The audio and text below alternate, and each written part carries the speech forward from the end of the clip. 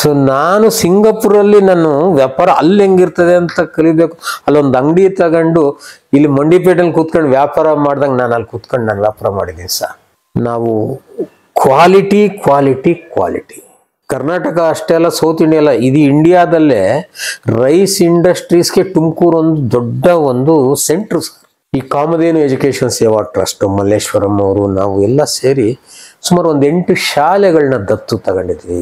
ನೀವು ಯಾವುದೇ ಫೀಲ್ಡ್ಗೆ ಹೋಗಿ ಯಾವುದೇ ದೇಶಕ್ಕೆ ಹೋಗಿ ಸರ್, ಅಲ್ಲಿ ತಲೆ ಮಾತ್ರ ಇಂಡಿಯನ್ಸ್ದೇ ಇರ್ತದೆ ಸರ್. ಕ್ವಾಲಿಟಿ ಬಗ್ಗೆ ಯಾವ ವ್ಯಕ್ತಿನ ಆಗಲಿ ಅದ್ರ ಕಡೆ ಗಮನ ಕೊಟ್ಟಾಗ ನಾವು ಕೊಡೋಂಥ ಅಕ್ಕಿ ಚೆನ್ನಾಗಿರ್ಬೇಕು, ಒಳ್ಳೆ ರಿಸಲ್ಟ್ ಬರಬೇಕು, ಆವಾಗ ಆ ಅಕ್ಕಿ ಬ್ರ್ಯಾಂಡ್ ಕ್ರಿಯೇಷನ್ಸ್ ಆಗುತ್ತೆ. ಮತ್ತೆ ಆ ಅಂಗಡಿಗೆ ಬಂದಾಗ ನನಗೆ ಅದೇ ಬ್ರ್ಯಾಂಡ್ ಕೊಡಿ ಅಂತ ಕೇಳಬೇಕು. ಈ ರೀತಿ ನಾವು ಪ್ಯಾಡಿ ಪರ್ಚೇಸಿಂಗ್ನಲ್ಲಾಗಲಿ, ನಾವು ಕ್ವಾಲಿಟಿನಲ್ಲಾಗಲಿ, ಪ್ರೋಸೆಸಿಂಗ್ನಲ್ಲಾಗಲಿ, ಮಾರ್ಕೆಟಿಂಗ್ನಲ್ಲಾಗಲಿ ನಾವು ಪ್ರಾಮಾಣಿಕವಾಗಿ ಇರ್ಬೇಕು ಸರ್. ಇದು ನಾನು ಕಂಡುಕೊಂಡಿರೋ ಅಂತ ಸತ್ಯ. ಒಂದ್ಸತಿ ಇಲ್ಲಿ ಸೌತ್ ಇಂಡಿಯಾ, ನಮ್ಮ ಕರ್ನಾಟಕ, ಆಂಧ್ರ, ತಮಿಳ್ನಾಡು ಎಲ್ಲ ಭತ್ತದ ಇದು ಅಕ್ಕಿ ರೇಟು ಬಹಳ ಹೈ ರೇಟ್ ಇತ್ತು. ಯಾಕೆ ಅಂತಂದ್ರೆ ಭತ್ತದ ರೇಟು ಜಾಸ್ತಿ ಇತ್ತು. ಆಗ ನಾನು ಕುತ್ಕೊಂಡು ಆಲೋಚನೆ ಮಾಡಿದೆ, ಬೇರೆ ಸ್ಟೇಟ್ಗಳಲ್ಲಿ ಭತ್ತ ಏನ್ ರೇಟು ಅಂತ ನಾನೆಲ್ಲ ವಿಚಾರ ಮಾಡ್ತಾ ಹೋದೆ. ಸೊ ಆವಾಗ ಬಿಹಾರಲ್ಲಿ ತುಂಬಾ ಕಡಿಮೆ ರೇಟ್ ಭತ್ತ ಇತ್ತು. ಸೊ ನಾವು ಸೀದಾ ಬಿಹಾರಕ್ಕೆ ಹೋದ್ವು. ಅಲ್ಲಿ ಬಾಂಬೆ ಬ್ರೋಕರ್ ಮೂಲಕ ಬಿಹಾರ್ಗೆ ಹೋದ್ವು. ಅಲ್ಲಿ ತುಂಬಾ ಕಡಿಮೆ ರೇಟ್ಸ್, ಬಹುಶಃ ಅವತ್ತು ಒಂದು 6 ರೂಪಾಯಿ 8 ರೂಪಾಯಿ ಕೆಜಿ ಮರ್ತಿದೆ ಸರ್, ಅಥವಾ 4-5 ರೂಪಾಯಿ ಗೊತ್ತಿಲ್ಲ. ಅಲ್ಲಿ ತುಂಬಾ ರೇಟ್ ಕಡಿಮೆ ಇದೆ. ಇಲ್ಲಿ ನಮ್ಮ ಕರ್ನಾಟಕದಲ್ಲಿ ಹೈಯೆಸ್ಟ್ ರೇಟ್ ಐತೆ. ಸೊ ಆವಾಗ ನಾನು ಅಲ್ಲಿ ಭತ್ತ ಪರ್ಚೇಸ್ ಮಾಡಿದ್ವು. ಸೊ ಅಲ್ಲಿಂದ ಟ್ರಾನ್ಸ್ಪೋರ್ಟು ಒಂದು ರ್ಯಾಕ್ ತರಿಸಿದ್ವು. ಒಂದು ರ್ಯಾಕ್ ಅಂತಂದ್ರೆ 10 ಟನ್ನಿಂದು 240 ಟ್ರಕ್ಸ್, ಲಾರಿಗಳದಷ್ಟು ತಗೊಂಡು ಬಂದ್ಮೇಲೆ ನಾವಿಲ್ಲಿ ಪ್ರೋಸೆಸ್ ಮಾಡಿದ್ವು. ಪ್ರೋಸೆಸ್ ಮಾಡಿ ನಾವು ಕಡಿಮೆ ರೇಟ್ಗೆ ಅಕ್ಕಿಯನ್ನು ಕೊಟ್ವಿ. ಅದು ಫುಲ್ ಡಿಮ್ಯಾಂಡ್ ಆಗೋಯ್ತು. ಅಲ್ಲಿ ಮತ್ತೆ ನಾವು ಪರ್ಚೇಸ್ ಮಾಡ್ತಾ ಇದ್ದಾಗ, ಫಾರ್ ಯುವರ್ ಇನ್ಫಾರ್ಮೇಶನ್, 4-5 ರೂಪಾಯಿ ಇದ್ದಿದ್ದು ಕೆಜಿ ಆವತ್ತಿನ ಕಾಲದಲ್ಲಿ ಭತ್ತ 8-8.5 ರೂಪಾಯಿ. ಒಂದಿಷ್ಟು ಡಬಲ್ ಆಯ್ತು, ಇನ್ನೂ ಜಾಸ್ತಿ ಪುಟ್ಟಾಯ್ತು. ಅಲ್ಲಿ ರೈತನಿಗೆ ಅನುಕೂಲ ಆಯ್ತಾ? ಇಲ್ಲಿ ಸಾಮಾನ್ಯ ವ್ಯಕ್ತಿಗಳಿಗೆ ಅಕ್ಕಿ ಕಡಿಮೆ ರೇಟಿಗೆ ಸಿಕ್ತು. ಅಫ್ಕೋರ್ಸ್ ನಾವು ವ್ಯಾಪಾರಸ್ಥರು, ನಾವು ಲಾಭ ಇಟ್ಕೊಂಡೇ ಮಾಡೋದು. ಅದರ ಜೊತೆಯಲ್ಲಿ ಇದೊಂದು ಸೇವೆ, ರೈತನಿಗೆ ಅನುಕೂಲ ಆಯ್ತು, ಇಲ್ಲಿ ಕಾಮನ್ ಪೀಪಲ್ಸ್ಗೆ ಅನುಕೂಲ ಆಯ್ತು. ಸೊ ನಾವೊಂದು ಮೀಡಿಯಾ ಇದ್ದಂಗೆ ಈ ಒಂದು ಸೇವೆಯನ್ನು ಮಾಡ್ತಾ ಬಂದ್ವು. ಸೊ ವ್ಯಾಪಾರ ಅಂತಂದ್ರೆ ನಾನು ಲಾಭನೇ ಮಾಡಬೇಕು, ನಾನು ಹಣನೇ ಸಂಪಾದನೆ ಮಾಡಬೇಕು, ಖಂಡಿತ ನಾನು ಯಾವತ್ತೂ ಆ ಥರ ಅನ್ಕೊಂಡಿಲ್ಲ ಸರ್. ಇದು ಭಗವಂತನ ಕಾರ್ಯ. ಭಗವಂತ ನನಗೆ ಇದು ಮಾಡುವಂಥ ಆತ ನನಗೆ ಅವಕಾಶ ಕೊಟ್ಟಿದ್ದಾನೆ, ಪ್ರೇರಣೆ ಕೊಟ್ಟಿದ್ದಾನೆ. ಇದು ದೇವ್ರ ಕೆಲಸ ಮಾಡ್ತಾ ಇದ್ದೀನಿ. ಇವತ್ತು ನಮ್ಮ ಫ್ಯಾಕ್ಟ್ರಿಗೆ ನೀವು ನೋಡಿ ಸರ್, 100 ಜನ ಸಂತೋಷವಾಗಿ ಕೆಲಸ ಮಾಡ್ತಾ ಇದ್ದಾರೆ ಸರ್. ಇದು ನಾನು ಕೆಲಸ ಮಾಡ್ತಾ ಇದ್ದೀನಪ್ಪ, ಬೇರೆಯವ್ರ ಕೆಲಸ ಮಾಡ್ತಾ ಇದ್ದೀನಿ ಅಂತ ಯಾರು ಅನ್ಕೊಳಲ್ಲ. ಇದು ನನ್ನ ಕೆಲಸ, ನಾನು ಮಾಡ್ತಾ ಇದ್ದೀನಿ. ಯಾಕೆ? ನಾವು ಅಷ್ಟು ಪ್ರೀತಿಯಿಂದ, ಅಷ್ಟು ಒಂದು ವಿಶ್ವಾಸದಿಂದ, ಅಷ್ಟು ಒಂದು ನಂಬಿಕೆಯಿಂದ, ಬರೀ ಅಷ್ಟೇ ಅಲ್ಲ, ಸೊ ಅವ್ರಿಗೆ ಕೈ ತುಂಬ ಅವ್ರಿಗೆ ಸಂಬಳ ಆಗಲಿ ಅಥವಾ ಬಟವಾಡಿ ಆಗಲಿ ನಾವು ಕೊಡ್ತಾ ಇದ್ದೀವಿ ಸರ್. ಅವನ್ನೆಲ್ಲೋದ್ರೂ ಸಹ ಇಷ್ಟು ಸಿಗುತ್ತೋ ಇಲ್ವೋ ಗೊತ್ತಿಲ್ಲ, ನಾವು ಪ್ರೀತಿನೂ ಕೊಡ್ತೀವಿ, ಅವ್ರಿಗೆ ಕೈ ತುಂಬ ಸಂಬಳವನ್ನು ಅಂದರೆ ಹಣವನ್ನು ಕೊಡ್ತೀವಿ, ಅವ್ರಿಗೆ ಲೇಬರನ್ನು ಸಹ ನಾವು ಕೊಡ್ತೀವಿ. ಸೊ ಈ ಥರ ಮಾಡೋದ್ರಿಂದ ದೇವ್ರ ದಯದಿಂದ ನಮ್ಮ ರೈಸ್ ಮಿಲ್ಲು ಬೇರೆಯವ್ರು ಹೇಳೋದು ದೇವ್ರ ದಯದಿಂದ ತುಮಕೂರಿಗೆ ನಿಮ್ಮದು ಫಸ್ಟ್ ರೈಸ್ ಮಿಲ್ ಬರ್ತದೆ. ಇಡೀ ಕರ್ನಾಟಕದಲ್ಲಿ ಸುಮಾರು 1,500-2,000 ರೈಸ್ ಮಿಲ್ಸ್ಗಳಿರ್ಬೋದು. ಆ ಕರ್ನಾಟಕದಲ್ಲೇ ಟಾಪ್ 15ನಲ್ಲಿ ನಿಮ್ಮದು ಬರುತ್ತೆ, ಟಾಪ್ 20ನಲ್ಲಿ ನಿಮ್ಮದು ಬರುತ್ತೆ. ಏನೋ ದೇವರ ಒಂದು ಅನುಗ್ರಹ. ಸೊ ಆ ರೀತಿಯಾಗಿ ನಾವೆಲ್ಲನೂ ಸಹ ನಾವು ಮಾಡ್ತಾ ಇದ್ದೀವಿ. ಒಂದೇ ಶ್ರದ್ಧೆಯಿಂದ ಕಾಯ ವಾಚ ಮನಸ ನಾವು ಎಷ್ಟು ಶ್ರದ್ಧೆಯಿಂದ ಕೆಲಸ ಮಾಡ್ತೀವೋ ಆ ಜನಕ್ಕೆ ಒಳ್ಳೇದಾಗಬೇಕು, ಆ ಜನಕ್ಕೆ ಇದು ಸೇವೆ ಆಗಬೇಕು, ನಾನು ಸಂತೋಷವಾಗಿರ್ಬೇಕು, ಬೇರೆಯವ್ರನ್ನ ಸಂತೋಷ ಪಡಿಸ್ಬೇಕು. ಅದು ವ್ಯವಹಾರದಲ್ಲಾಗಲಿ, ಒಂದು ಕೃಷಿನಲ್ಲಾಗಲಿ, ಒಂದು ಪಾಲಿಟಿಕ್ಸ್ ಅಲ್ಲಾಗಲಿ, ಅಥವಾ ಒಂದು ಜರ್ನಲಿಸ್ಟ್ ಅಲ್ಲಾಗಲಿ, ಯಾವುದೇ ಫೀಲ್ಡ್ ತಗೊಳ್ಳಿ ಸರ್, ನಾವು ಕೆಲಸ ಮಾಡ್ತಿದ್ರೆ ಅದರಲ್ಲಿ ನಾವು ಖುಷಿ ಪಡ್ತಾ ಇರಬೇಕು, ನಾವು ಎಂಜಾಯ್ ಮಾಡ್ತಾ ಇರಬೇಕು. ಸರಿ, ನಾವು ಈ ಒಂದು ರೈಸ್ ಮಿಲ್ಲು, ರೈಸ್ ಅಕ್ಕಿಗಳು ಬರೇ ನಮ್ಮ ತುಮಕೂರು ಅಷ್ಟೇ ಅಲ್ಲ, ಬೆಂಗಳೂರು ಅಷ್ಟೇ ಅಲ್ಲ, ಆಲ್ ಓವರ್ ಕರ್ನಾಟಕ ಅಷ್ಟೇ ಅಲ್ಲ, ಸೌತ್ ಇಂಡಿಯಾ ಅಷ್ಟೇ ಅಲ್ಲ, ಆಲ್ ಓವರ್ ಇಂಡಿಯಾ ಕಳಿಸ್ತೀವಿ ಸರ್. ಸೊ ನಾವು ಬೇರೆ ಬೇರೆ ದೇಶಗಳಿಗೂ ಸಹ ನಾವು ಎಕ್ಸ್ಪೋರ್ಟು ಮಾಡ್ತೀವಿ ಸರ್. ಸಿಂಗಾಪುರಲ್ಲಿ if you go to anywhere in Indian departmental stores, ನಮ್ಮ ಬ್ರ್ಯಾಂಡ್ ಭಾಳ ಫೇಮಸ್ ಇದೆ, ಅಮ್ಮ ಪೊನ್ನಿ ರೈಸ್. ಸೊ ನಾನು ಸಿಂಗಾಪುರಲ್ಲಿ ನಾನು ವ್ಯಾಪಾರ ಅಲ್ಲಿ ಹೆಂಗಿರ್ತದೆ ಅಂತ ಕಲಿಬೇಕು. ಅಲ್ಲೊಂದು ಅಂಗಡಿ ತಗೊಂಡು ಇಲ್ಲಿ ಮಂಡಿಪೇಟೆಯಲ್ಲಿ ಕೂತ್ಕೊಂಡು ವ್ಯಾಪಾರ ಮಾಡ್ದಂಗೆ ನಾನು ಅಲ್ಲಿ ಕೂತ್ಕೊಂಡು ನಾನು ವ್ಯಾಪಾರ ಮಾಡಿದ್ದೀನಿ ಸರ್. ಅದೇ ರೀತಿ ಶ್ರೀಲಂಕಾದಲ್ಲಿ ಕೊಲಂಬೋದಲ್ಲಿ ಅಂಗಡಿ ತಗೊಂಡು ಅಲ್ಲಿ ಕೂತ್ಕೊಂಡು ವ್ಯಾಪಾರ ಮಾಡಿದ್ದೀನಿ. ಸೊ ಅದೇ ಥರ ದುಬಾಯಿ, ಕತಾರು, ಬೇರೆ ಬೇರೆ ದೇಶಗಳಿಗೂ ಸಹ ನಾವು ಎಕ್ಸ್ಪೋರ್ಟು ಮಾಡ್ತಾ ಇದ್ದೀವಿ ಸರ್. ದೇವರ ಒಂದು ಅನುಗ್ರಹ, ಭಗವಂತನ ಅನುಗ್ರಹ. ನಾವು ಕ್ವಾಲಿಟಿ ಕ್ವಾಲಿಟಿ ಕ್ವಾಲಿಟಿ ಒಂದು ಸತಿ ನಮ್ಮ ಒಂದು ಬ್ರ್ಯಾಂಡ್ ಅಕ್ಕಿಯನ್ನು ಅದು ಯೂಸ್ ಮಾಡೋರು, ಇಲ್ಲಪ್ಪ ನಮ್ಮ ಕಲ್ಕಿ ಬ್ರ್ಯಾಂಡೇ ಕೊಡಪ್ಪ. ಸೊ ನಮ್ದು 2 ವರ್ಷ ಹಳೇದು ಕಲ್ಕಿ ಗೋಲ್ಡು, ಕಲ್ಕಿ ಡೈಮಂಡು, ಕಲ್ಕಿ ಡಿವೈನು, ಸೊ ಈ ಥರ ಕಲ್ಕಿ ಕೋಲಮ್ಮು, ಸೊ ಅಮ್ಮ ರೈಸು, ಬೇರೆ ಬೇರೆ ಹಲವಾರು ಬ್ರ್ಯಾಂಡ್ಸ್ಗಳಲ್ಲಿ ನಾವು ಸರ್ವಿಸ್ ಮಾಡ್ತಾ ಇದ್ದೀವಿ ಸರ್. ಈಗ ಇದ್ರ ಜೊತೆಯಲ್ಲಿ ಇನ್ನೊಂದು ಕೆಲವು ಎಕ್ಸ್ಪೀರಿಯನ್ಸ್ ಶೇರ್ ಮಾಡ್ತೀವಿ ಸರ್. ನಮ್ಮ ರೈಸ್ ಮಿಲ್ಲು ನಾನು ಹಾಕಿದ ಮೇಲೆ ರೈಸ್ ಮಿಲ್ ನಾನು 1 ತಿಂಗಳು ಬ್ಯಾಲೆನ್ಸ್ ಶೀಟ್ ತೋರಿಸಿ ಇಷ್ಟು ಲಾಭ ಬರ್ತದೆ ಅಂತ. ಸೊ ನಾವು ನಮ್ಮ ಸ್ನೇಹಿತರಿಗೆ, ನಮ್ಮ ಅಣ್ಣನಿಗೆ ಎಲ್ಲರಿಗೂ ಹೇಳಿದೆ, ರೈಸ್ ಮಿಲ್ಲಲ್ಲಿ ಇಷ್ಟಿಷ್ಟು ಒಂದು ಲಾಭ ಬರ್ತದಪ್ಪ, ನೀವು ಹಾಕಿ.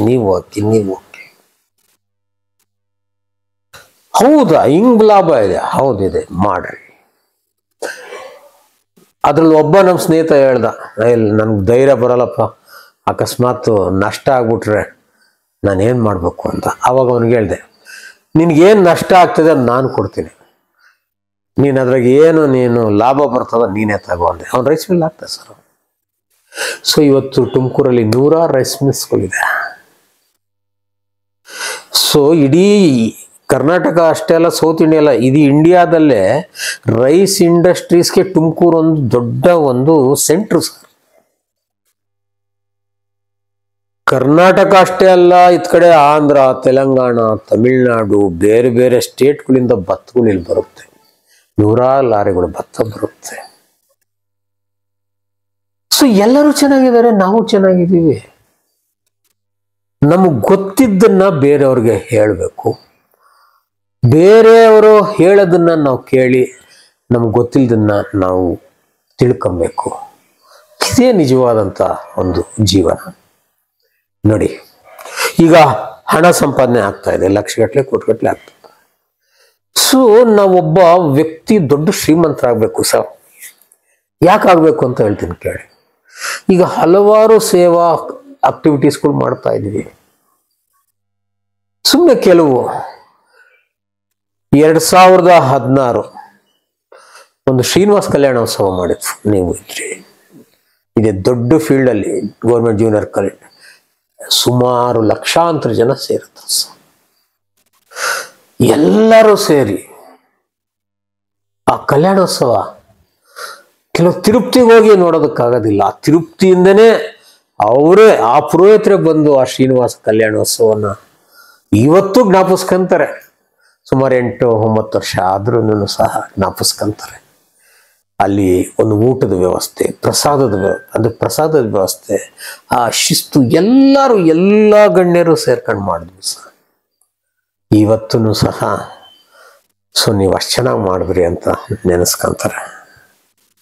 ಸೊ ಅದೇ ರೀತಿಯಲ್ಲಿ ನಾವು ಹಲವಾರು ಶಾಲೆಗಳಿಗೆ, ಕುಗ್ರಾಮಗಳಿಗೆ ನಾವು ಅವ್ರಿಗೆ ಎಕ್ಸೈಸ್ ಬುಕ್ಸ್ ಅನ್ನು ಕೊಡ್ತಾ ಇದ್ವು.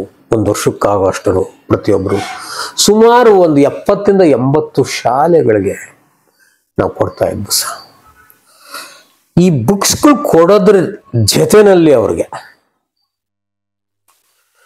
ಒಬ್ಬೊಬ್ಬ ವ್ಯಕ್ತಿ ದೊಡ್ಡ ವ್ಯಕ್ತಿಗಳು ಆಗ್ಬೇಕು, ಒಂದು ಇನ್ಸ್ಪಿರೇಷನ್ ವಿಚಾರಗಳು ನಾವು ಅವ್ರಿಗೆ ಹೇಳ್ತಾ ಇದ್ವಿ ಸಹ. ನಾನು ಹುಟ್ಟಿದ್ದೀನಿ, ನಾನೇನಾದ್ರೂ ಸಹ ಸಾಧಿಸ್ಬೇಕು ಅನ್ನೋ ಮಟ್ಟಕ್ಕೆ ತನಕ ಅವ್ರಿಗೆ ಒಂದು ಇನ್ಸ್ಪೈರ್ ಆಗಿ ನಾವು ವಿಚಾರ ಮಾಡ್ತಿದ್ವಿ ಸರ್.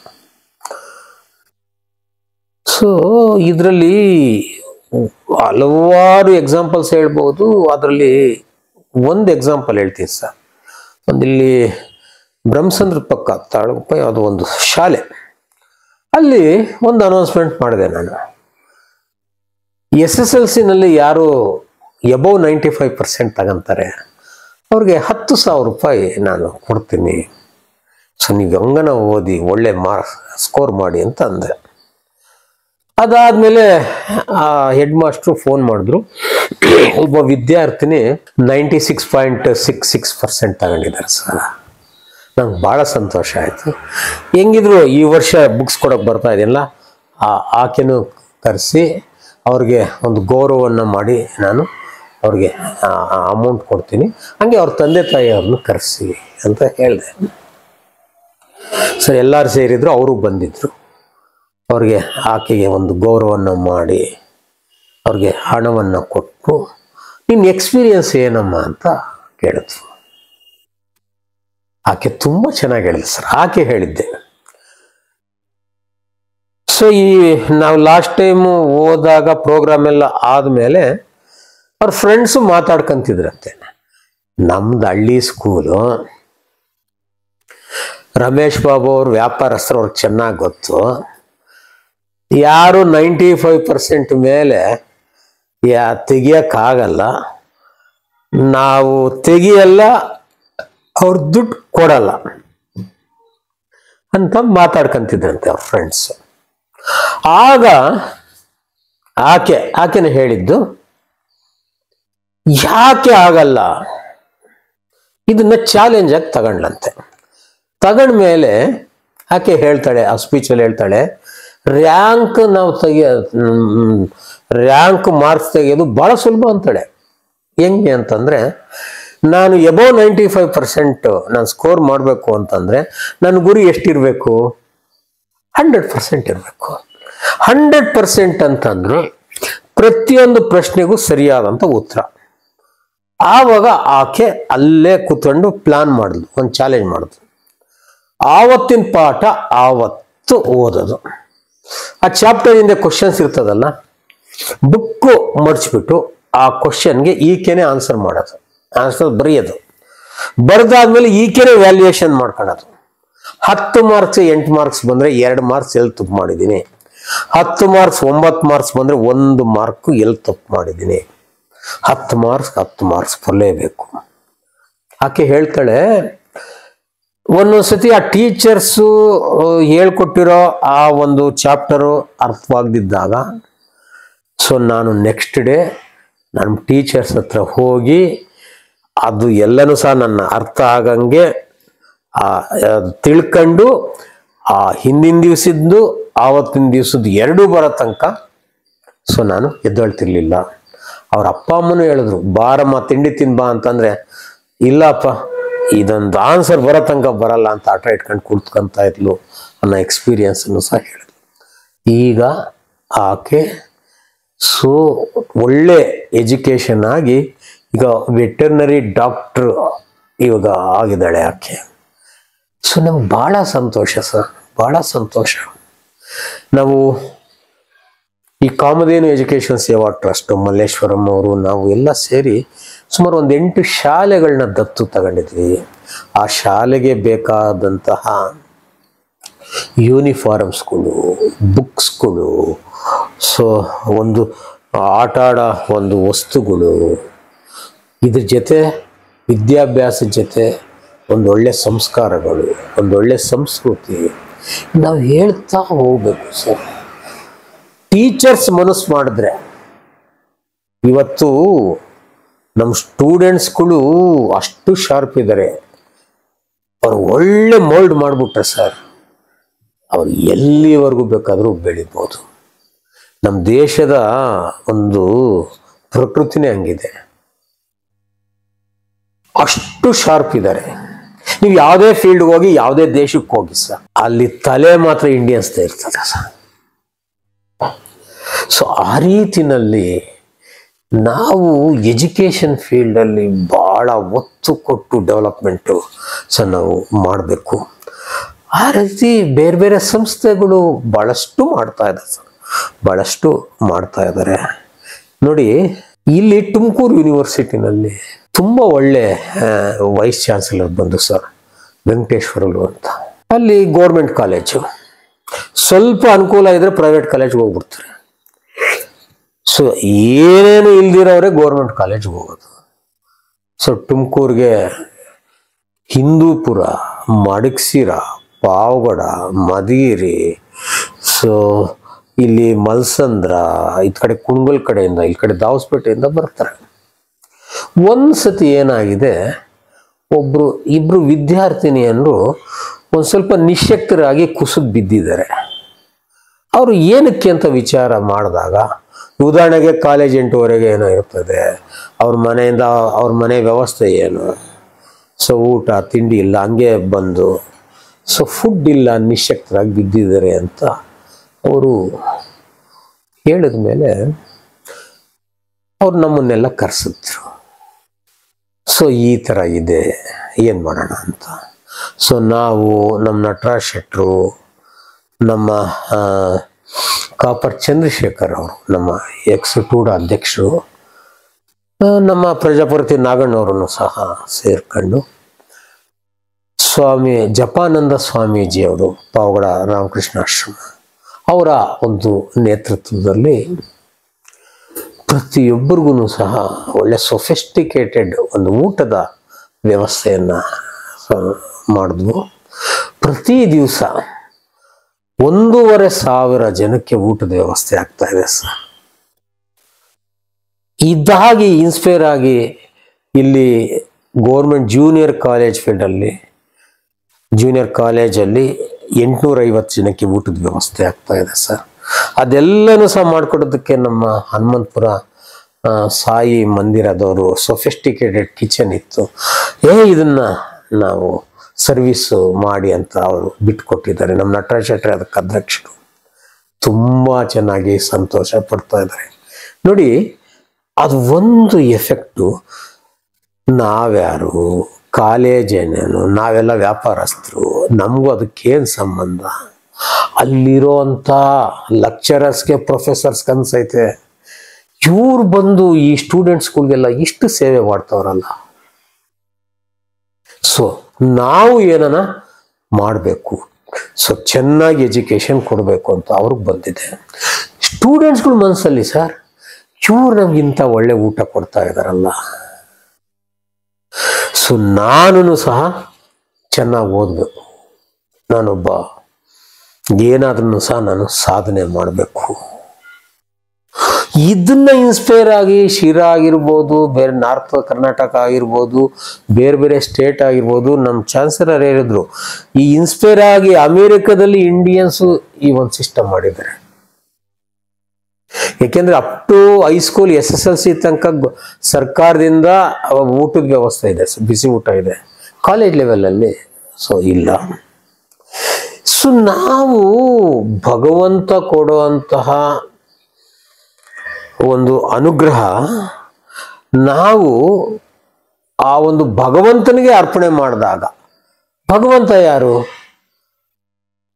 ಸೊ ಮಾನವನ ಸೇವೆಯೇ ಮಾಧವನ ಸೇವೆ. ನಾವು ಸೇವೆ ಮಾಡ್ತಾ ಸಂತೋಷ ಪಡ್ತಾ ಸಾರ್ಥಕತೆಯ ಜೀವನವನ್ನ ನಾವು ಮಾಡ್ತಾ ಹೋಗ್ಬೇಕು ಸರ್.